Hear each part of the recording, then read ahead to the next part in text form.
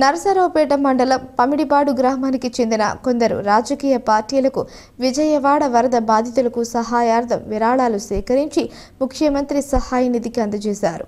ముఖ్యమంత్రి నారా చంద్రబాబు నాయుడును స్వయంగా కలిసి 5 లక్షల రూపాయల చెక్కును అందించారు. ముఖ్యమంత్రి చంద్రబాబును కలిసిన వారిలో పూనాటి శ్రీనివాసరావు, డాక్టర్ నెల్లూరి రమేష్ బాబు, రంపిచర్ల ఆంజనేయులు, నలమాల పూర్ణచంద్రరావు, జుజ్జూరి సాంబశివరావు, జాగర్లమూడి కోటేశ్వరరావు తదితరులు ఉన్నారు. అందరికీ నమస్కారం.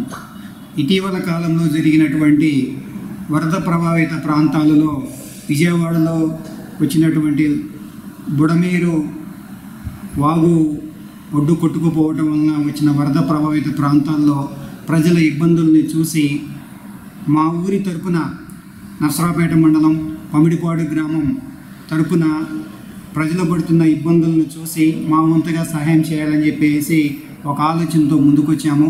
మా ఆలోచనని మా పమిడిపాడు గ్రామస్తులు పెద్దలతో పంచుకోగా అందరూ మమ్మల్ని బాగా ప్రోత్సహించారు. దానికి తగ్గట్లుగా అందరూ సపోర్ట్ చేసి సుమారుగా మా పమిడిపాడు విలేజ్ తరపున 5 లక్షల రూపాయలు విరాళంగా సేకరించడం జరిగింది.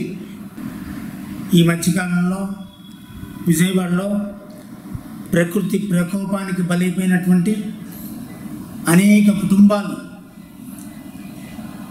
నిరాశ్రయులై బజారును పట్టడం జరిగింది.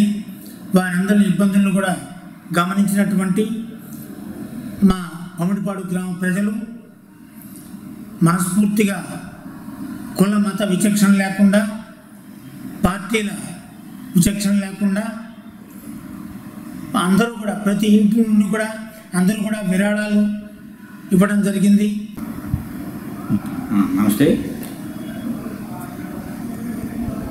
ఇటీవల అయినటువంటి విజయవాడ వరదలకి చాలామంది బుడమేరు వాగు కుంగి విజయవాడ రావడం జరిగింది.